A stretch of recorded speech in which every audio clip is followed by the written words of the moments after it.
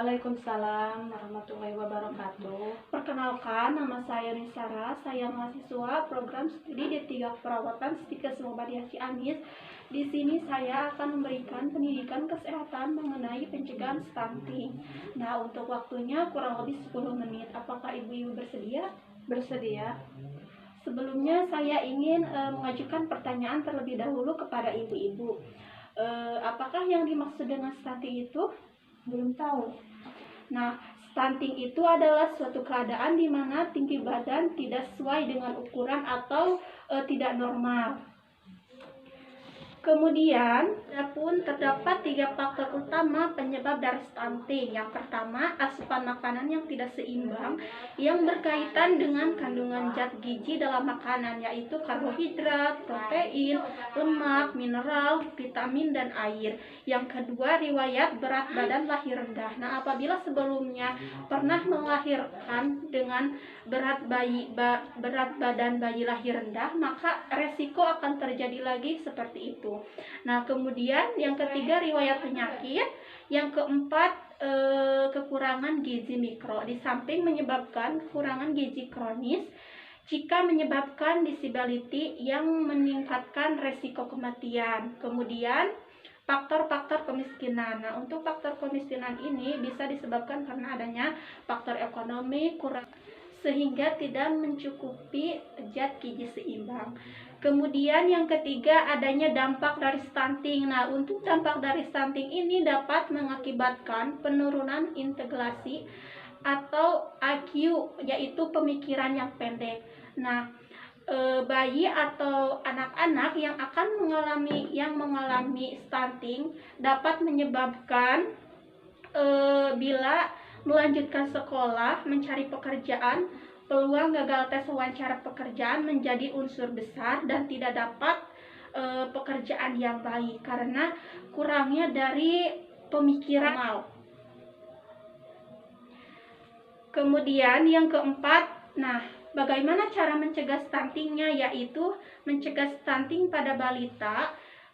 Kejadian balita stunting dapat diputus mata rantainya sejak janin dalam kandungan dengan cara melakukan pembunuhan zat gizi.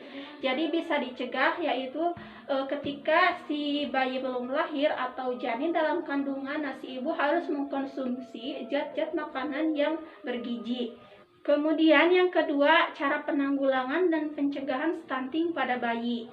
Nah, yang pertama, stunting dilakukan pada 1000 hari pertama kehidupan, yaitu pada saat ibu hamil. Sudah saya jelaskan di awal. Nah, untuk ibu hamil harus tercukupi kebutuhan gizinya.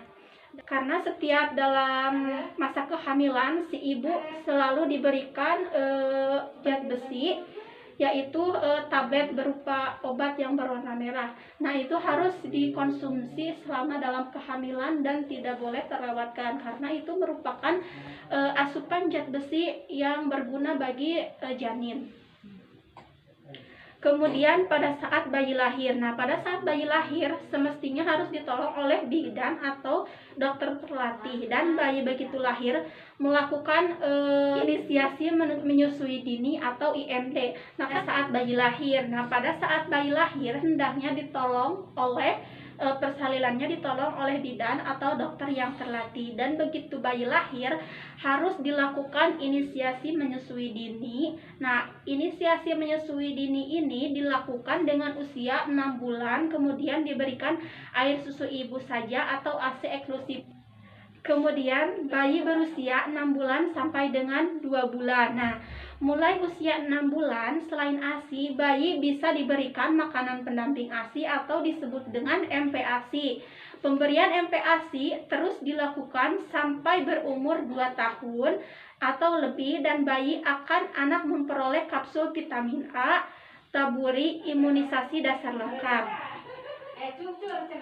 Kemudian, pencegahan stunting pada pertumbuhan bayi bisa dilakukan pada kebutuhan gizi masa hamil.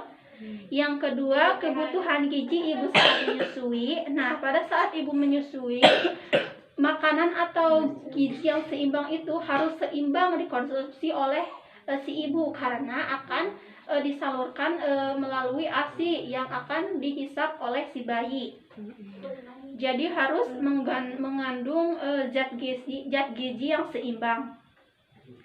Kemudian kebutuhan gizi bayi pada 0 sampai 12 bulan. Nah, untuk pada 0 sampai 6 bulan sebaiknya ASI. ASI adalah makanan terbaik bagi bayi mulai lahir sampai kurang lebih 6 bulan. Kemudian untuk gizi anak 1 sampai 2 tahun, memberikan ASI pada saat ini diberikan keluarga secara bertahap sesuai kemampuan anak. Kemudian harus dilakukan atau diperhatikan variasi makanan yang diperoleh oleh si anak. Kemudian yang kelima, zat gizi mikro yang berperan untuk menghindari stunting atau pendek. Yang pertama kalsium. Nah, makanannya harus mengandung kalsium. Kalsium ini berfungsi untuk pembentukan tulang serta gigi dan sangat baik dikonsumsi. Pembekuan darah dan konstruksi otot. Bahan makanan sumber kalsium antara lain, yang mengandung kalsium itu contohnya seperti ikan teri, ikan kering, belut, susu, keju, dan kacang-kacangan. Kemudian yang kedua mengandung yodium. Nah, untuk mengandung yodium ini dilakukan atau berguna bagi hormon tiroid, di mana hormon tiroid mengatur metabolisme, pertumbuhan, dan perkembangan. Nah, yodium ini yang berfungsi atau penting untuk mencegah gondokan atau gondok dan kekerdilan atau pendek.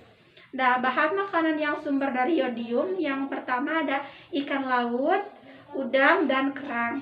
Yang ketiga adalah makanan yang mengandung zinc. Nah, untuk zinc ini berfungsi dalam metabolisme tulang, penyembuhan luka, fungsi kekebalan, dan perkembangan fungsi reproduksi laki-laki. Dan bahannya dari zinc yaitu hati, kerang, dan kacang-kacangan. Kemudian yang keempat adalah yang mengandung zat besi. Nah, yang mengandung zat besi ini berfungsi dalam sistem kekebalan tubuh, pertumbuhan anak, otak, metabolisme energi. Sumber zat besi antara lain hati, telur, ikan, kacang-kacangan, sayuran, dan buah-buahan. Kemudian yang terakhir asam folat. Nah, untuk asam folat ini berfungsi pada periode pembelahan dan pertumbuhan sel, memproduksi sel darah merah dan mencegah anemia. Sumber asam folat antara lain bayam, lobak, kacang-kacangan, dan sayur-sayuran. Jadi makanan yang harus dikonsumsi itu harus mengandung zat besi, yodium, kalsium, zinc, dan asam folat. Mungkin sekian pencegahan dari materi stunting. Barangkali Ibu ada yang ditanyakan? Enggak ada. Cukup jelas Ibu? Ya, jelas cukup. Iya. Ibu, ini di sini ada contoh ilustrasi atau video tentang stunting pada bayi. Bisa dilihat Ibu, ini videonya. Yuk kenali gejala dari stunting sejak dini. Apa itu stunting? Nah, stunting itu merupakan keadaan tubuh yang sangat pendek yang sudah saya tadi jelaskan ya, Bu.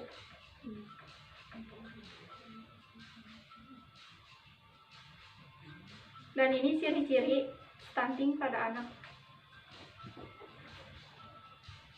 Usia 8 sampai 10 tahun. Iya.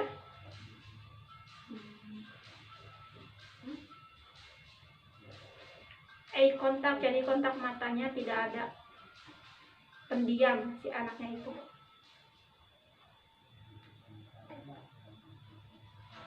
Udah. Mungkin segitu Ibu untuk ilustrasinya. Mudah-mudahan bisa bermanfaat ya Ibu. Ya, Jadi sekarang kan sudah tahu stunting itu apa, jadi bisa mencegahnya. Dan bagaimana cara mencegah dari stunting tersebut ya Bu. Mungkin sekian. Terima kasih atas waktunya. Mohon maaf apabila banyak kesalahan. Wassalamualaikum warahmatullahi wabarakatuh. Waalaikumsalam warahmatullahi wabarakatuh.